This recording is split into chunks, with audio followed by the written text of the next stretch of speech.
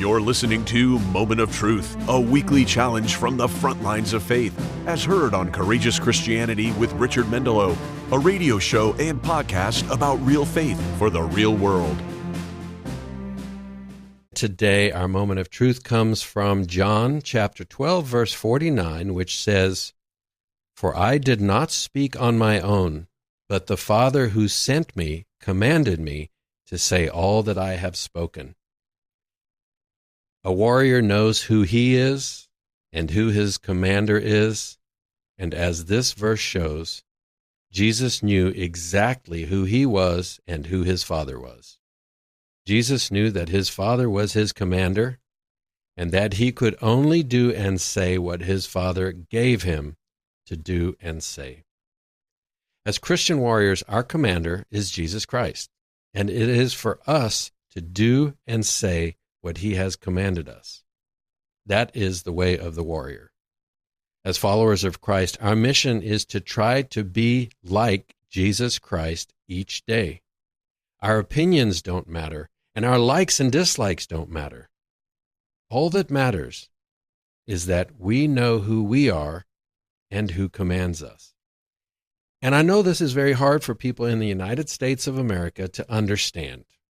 For the most part, we've been raised with more rights than responsibilities, more comfort than we've earned, and more autonomy than we demonstrate the maturity to exercise. And don't get me wrong, I'm not trying to bash anybody.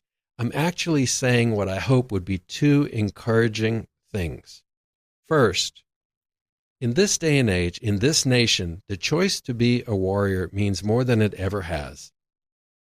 The young men and women you see today choosing Christ and the responsibility and accountability that go with that choice are making a much more heroic decision than I had to make when I chose Christ as my Lord and Savior in 2004. It's just harder today. It's similar to the decision to join the military. When I joined in 1984, Ronald Reagan was the president. The military was growing. Movies like Top Gun made serving seem cool. Most Americans loved their country, and for me, it was an easy choice. Those who choose to join the military today are much braver than I was.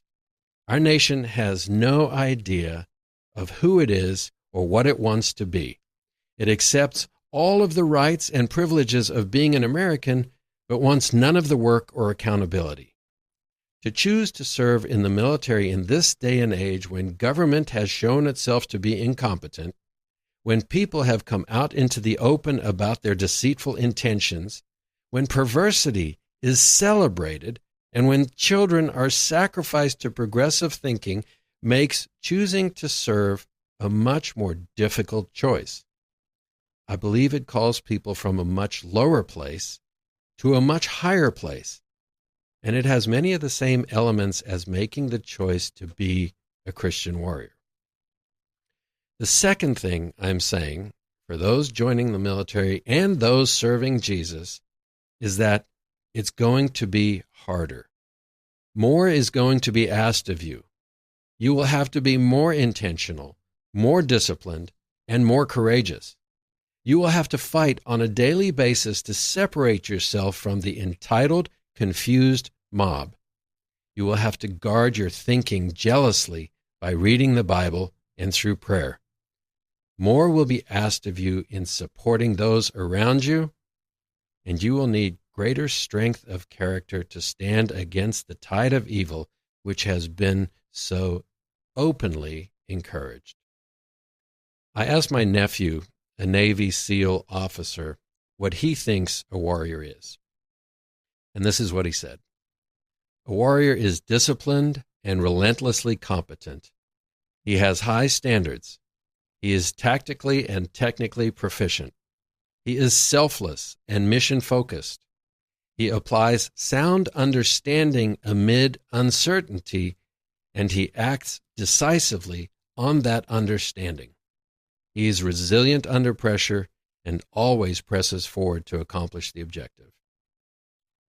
Truthfully, I believe this is precisely what it will take to be a Christian warrior in our present days, and key to our success is remembering exactly who our commander is. As Christian warriors, our commander is Jesus Christ. He has assigned our mission and given us rules of engagement. We are to live as he lived, to make disciples of all nations, and to teach them everything he has commanded us. Our rules of engagement are to love God, to glorify his name, and to love our neighbors as ourselves.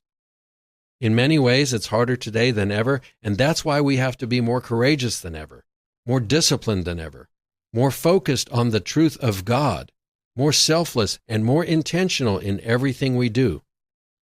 It's not about comfort or being liked. It's about the good that we can do each day. And that's courageous Christianity.